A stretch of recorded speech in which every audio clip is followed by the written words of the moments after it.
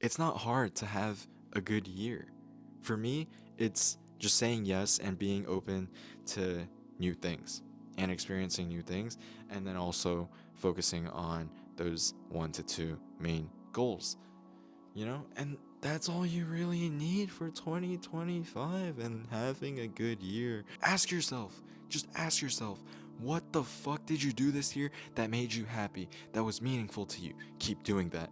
What made your life shit this year? Stop doing that. What do you want to start doing that could make your life better? Start doing that. And then just live your fucking life that way. Okay? And then your year's gonna go great. What's up, guys? Welcome back to Mom Blank Thoughts. And with the new year, you know what? Let me say this first. Happy New Year's. And with the new year comes a mandatory New Year's post. Now, I'm not gonna be like those gurus to tell you what you need to do for 2025 in order to make it your year. What I'm gonna tell you is it's not hard to make 2025 a good year. So, without further ado, let's get straight into it. So, before every year, I like to start by reflecting. And I do this before the year even starts in December. And I would just block off a week or so because you never know what happens and what comes up. So, I like to block off a week to do a yearly review. And the first thing I will do is just look back at the year and take inventory of what the fuck happened, because holy shit, a year is a long ass time and I'm not going to be able to remember everything that happened throughout the year. And that's why I journal, that's why I take photos, take videos, because I have shit memory. And honestly, with that, I need fucking more storage. 250 gigabytes isn't enough. 200 gigabytes on iCloud is not enough. I'm paying $299 for that shit right now. The next upgrade is 2 terabytes for $999. And 2 terabytes is a fuck ton of storage. That'll last me a long ass time. But $999, that's a pretty fucking huge jump from what I'm paying right now. But I think I might get it just because of the convenience of not having to fucking constantly move the photos and videos onto my computer or on Google Drive. It's all scattered and it's just a hassle. So I think I'm gonna get the 2 terabytes. There you go, Apple. Additional like $7 per month. Fuck. Um, but yeah, I like to take inventory, see what happened throughout the year, and just write them all down. What were the meaningful moments? What were new things I did? Just things that were memorable, and things that truly mattered to me. Like some examples were like, let me see, in my yearly review. And this is really like a template that I follow with Daniel. I don't know who it is, the link to it, but if you guys want it, maybe I'll ask him, or maybe he'll do me a favor and link it in the comment section. But um some things that I did was going to concerts, um taking a Tony Robbins seminar, traveling solo in Nashville, going to San Francisco, having my first powerlifting competition, going to concerts, to raves, and you know what, fuck it, I'ma just say it, getting high for the first time. That shit was fucking amazing. Like, let me, where's, where the heck is my phone? Let me show you. Let me show you. Picture. Um, ba-da-da, ba-da-da, ba-da. Okay, I'm listening to too much EDM. Look, you can see me smiling like a fucking dumbass. And holy shit, was it an experience. Oh, and also another thing, your boy took 2 art classes this past semester. And look at this shit. Look at how fucking beautiful that thing is. It took me 8 hours. I did it 8 hours straight. Fuck. Um, I also went skiing like 2 weeks ago. Overcame my fear of skiing because fuck, I was traumatized, bro. Like 3 years ago, we went skiing and I got into a fucking accident where this girl was wearing all white and I fucking skied into I crashed into her snowboard and I got a fucking laceration to the shin and it looks like a fucking frown. Um, but yeah, that shit traumatized me. I had to get stitches. It looked like tofu. It was just not it. And then last year we went skiing and my body just would not let me ski properly. I was leaning the hell back because it wouldn't embrace the speed I was going at because I was scared I was gonna crash, um, subconsciously or instinctively or whatever the fuck it's called. But I just couldn't. I couldn't ski, and I thought like, yeah, I don't think I can ski anymore. But this year the boys were like, let's go on a fucking ski trip, and I'm like, fuck it. This is a year I'm gonna overcome my fucking fear and trauma of skiing. And guess what? Your boy fucking did his first black diamond. Although I sled like like a third of the way down, and I ate a lot of fucking snow. It was it was fucking great. I didn't think I would be going down a fucking black. I didn't think I would be skiing well, let alone going down my first black diamond. Like it was fucking insane, but Daniel was just like, "You want to do your first black?" And I'm like, "I don't know," but I just said, "Fuck it. Let's fucking do it." I'm gonna say yes because that's one thing I really wanted to live by, and it's saying yes and being open to new experiences. And that's why I felt like this year, 2024, was just such an amazing year. And wait, like, I forgot the most fucking, like, life changing, I feel like year defining thing this year was this. You see this? It's fucking Build Space, bro. And Daniel invited me. He just said, "Hey, I'm joining this cohort. You should join too. I really think you're gonna enjoy it." At first, I was like, I don't know. I have a lot of other things going on, like my internship. I don't know if I want to do that. And then I also have my powerlifting competition like shortly after that event if I did go. But I was like, you know what? Fuck it. I'm gonna just say yes. When else am I gonna have the opportunity to go to San Francisco, meet fucking 1,000 other people working on cool shit? And Build Space, if it wasn't for Build Space, I feel like I wouldn't even be here right now because it was really the starting point to the growth of Mumbling Thoughts, even though it's so small right now. But it gave me more clarity, it gave me more confidence in what I was doing, and I trusted myself more in this. And that's why I'm here now, and I'm fucking grateful for Build Space, for Farza, for the team, because it was just such an amazing experience.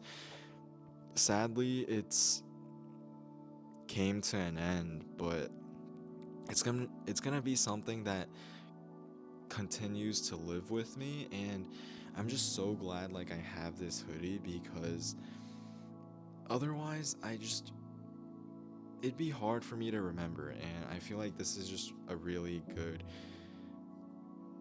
I would just say consider this a parting gift from BuildSpace, and it just means that much to me. So shout out to BuildSpace. But anyways, like I was saying, I really wanted to focus on saying yes this year, and I feel like I'm gonna bring that into 2025 as well. But after looking back at what I did this year and listing it all out, I look at the wins, the losses, the mistakes, the anti accomplishments, um, and then I make an audit of the different categories in my life, whether that be relationships, my personal, like personal aspect, like mental health, physical health, relationships, wealth, investing, spending, um, business, career, personal pursuits. I rate them on a scale of 1 to 10. And that really gives you. Oh, I just farted. You guys didn't need to know that. But that gives you a better view at where you are in your life by category. And then from there, you can see what you need to improve, because if you gave yourself like a 3 out of 10 in relationships, well, there's a fucking reason for that. Maybe you're single for too goddamn long like I am, or you just got dumped, or you can't find yourself a partner. You know, maybe that's something you want to focus on for 2025. Well, there you fucking go. You have something you want to focus on. Not like these gurus telling you to do this or to do that don't really matter to you, in all honesty. You might think, oh my god, that guru's telling me to do this, I'm gonna fucking do it.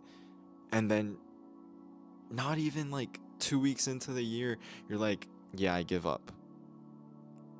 Like, come on. That Don't do that. Don't do that to yourself. Look at what aspects in your life that you feel like are lacking a little bit and things that you want to improve, and then go from there. Ask yourself, what matters to you? What do you want to improve? You know, it's all about you, not about what other people tell you you should do. And it's not about just building habits either. It's about what makes you fulfilled, what's meaningful for you. Because me and Daniel realized that it's so fucking difficult to make lasting habits. I feel like this last year I only made like 4 lasting habits. It's journaling, taking cold showers, flossing, and making my fucking bed. Those are the 4 main habits that I feel like I've been doing consistently, if not every day, for this past year. And I can say I'm happy. I'm content. I'm okay with that, because making habits, building habits isn't fucking easy. It's not as easy as these people make it sound out to be. So I would say 3 to 4 good habits for the year and you're set. So after that, I would say do a 80/20 analysis on your life. And what that means is basically 20% of the things that you do yielding to 80% of the results. And for me, one thing was just saying yes. I felt like saying yes led to so much new opportunities, new experiences, fun memories, lasting memories, meeting new people, life lessons, things that I learned. Saying yes made all the difference to me in 2024. And without that, I feel like my year would have been miserable, because I probably just wouldn't have done anything. But on top of that, you don't want to just do a 80/20 on the good things. You want to do an 80/20 on the bad things. And one thing for me was consuming, especially in the past 3 weeks. Like I said, I was just fucking cracked out of my mind, scrolling way too much, and I couldn't my brain was fried and I couldn't really make videos. So that's something that I want to cut out for 2025. And that's where the start, keep, stop comes into play, where you're looking at what you want to start to do for 2025, what you want to stop doing, and then what you want to keep doing. For me, one thing I want to start doing is doing a weekly review, because I feel like journaling every day is good and all, but I don't really have the chance to reflect until it's like the end of the year. And I really want to do a weekly review to look at my highs, my lows, my wins, my losses, things I could have done better, memories I created, just the overall highlight of the week and something to reflect on a weekly basis, because I feel like it's important to reflect often so you can see where you see where things went wrong, how you can improve and be better, you know? So that's one thing I want to start doing. One thing I want to stop doing, like I said before, is the scrolling. And then one thing I want to keep doing is saying yes. That's the main thing I would say I want to bring into 2025, so I can be open to new experiences.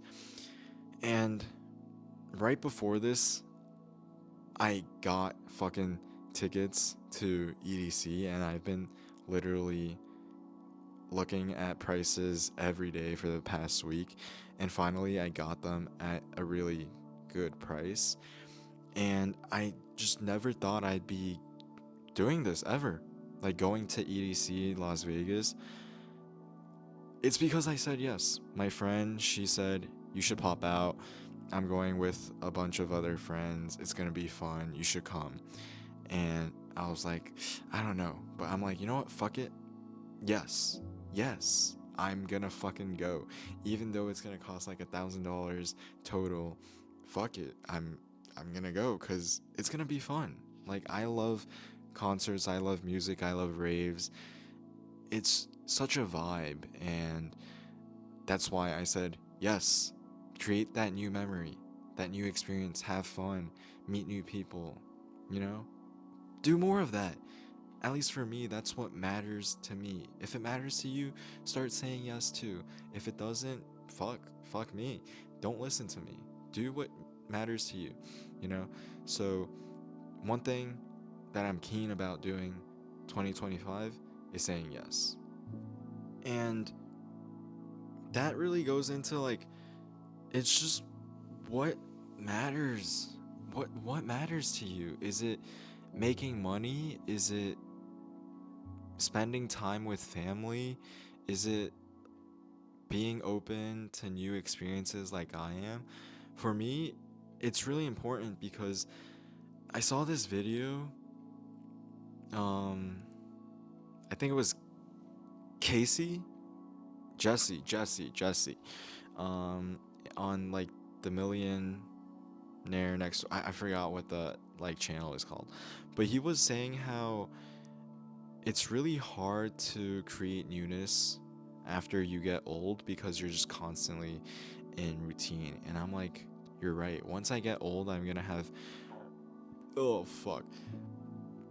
Oh, I'm getting fat because I'm eating too much. But, anyways, I was like, yeah, you're right. Once I get older, I'm gonna have more responsibilities, whether it be from work, career, personal aspirations, family. There's just gonna be a lot of stuff loaded onto me, and now is a time where I can be spontaneous. I can say yes, you know? And so that's why I want to make as many new memories, have new experiences as possible now, because I don't have to worry about a fucking thing, you know? Fortunately.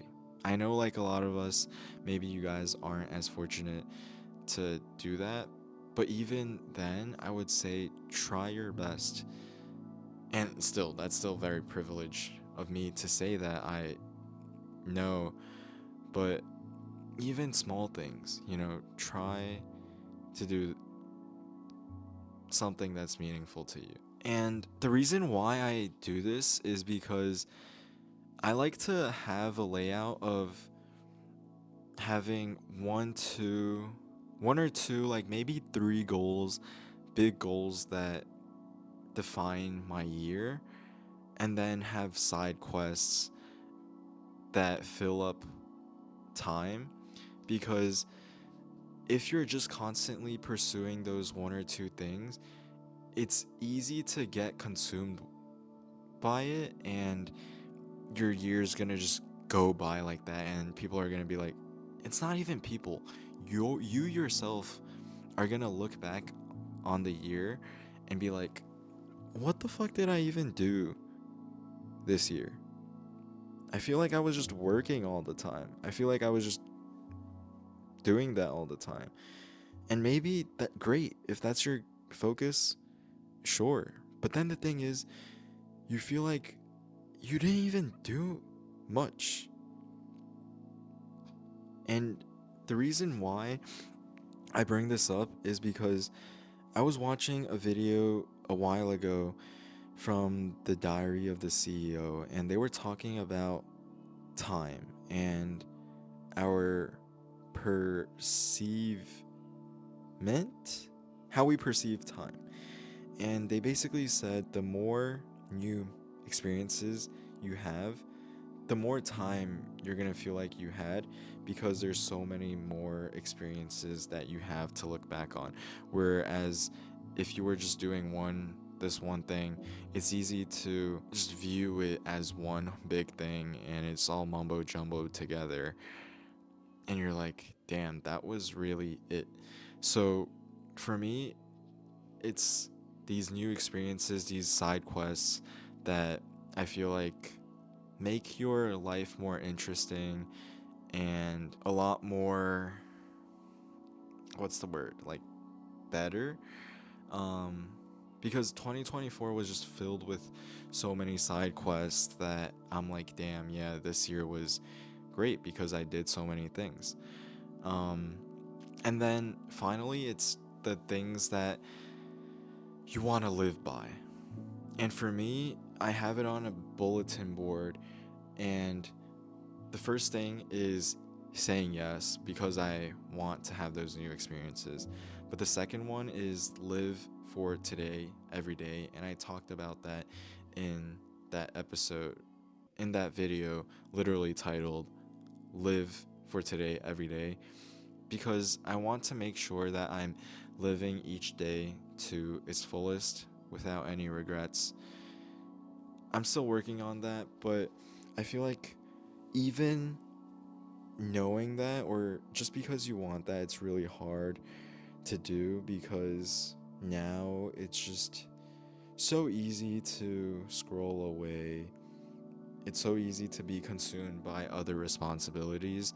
But I feel like if I gave it my all and tried my best, I can be okay with it because I tried my best.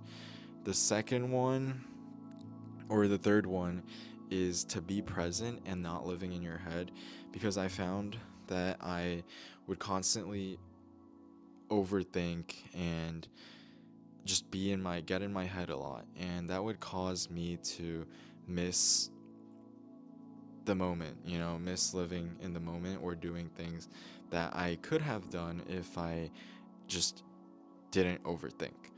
So that's the third one. The next one is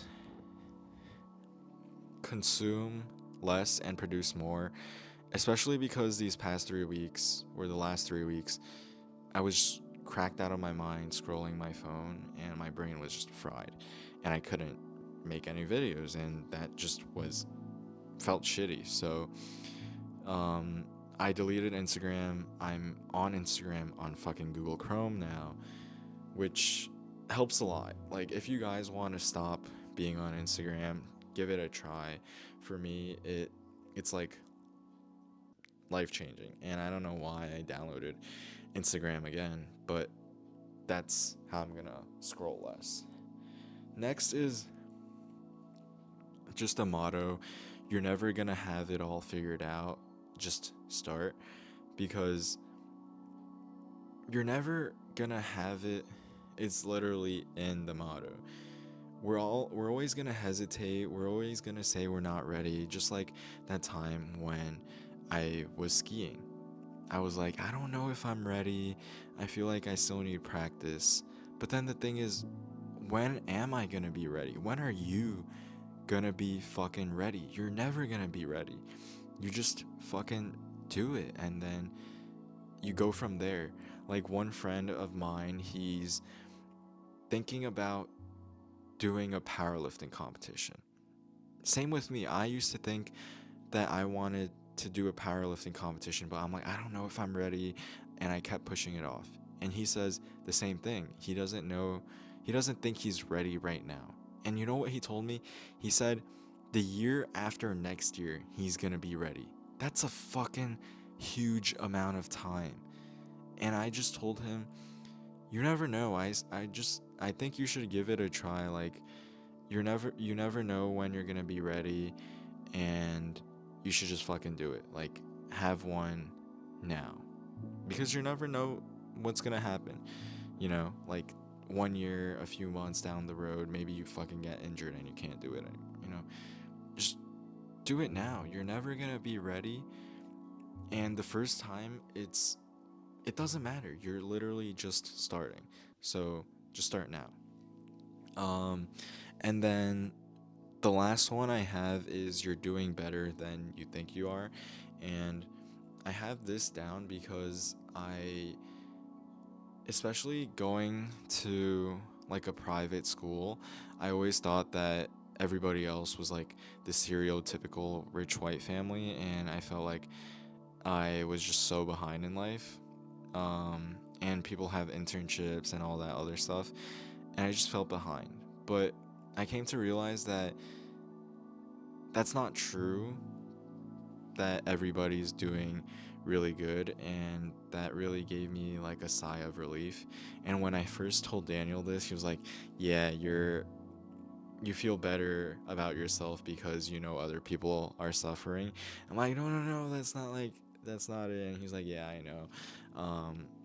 But it's just knowing that, it makes you feel relieved because you're not the only one that's going through it, you know? And it could be worse because there's people that are in a worse off position than you, but you just don't know it.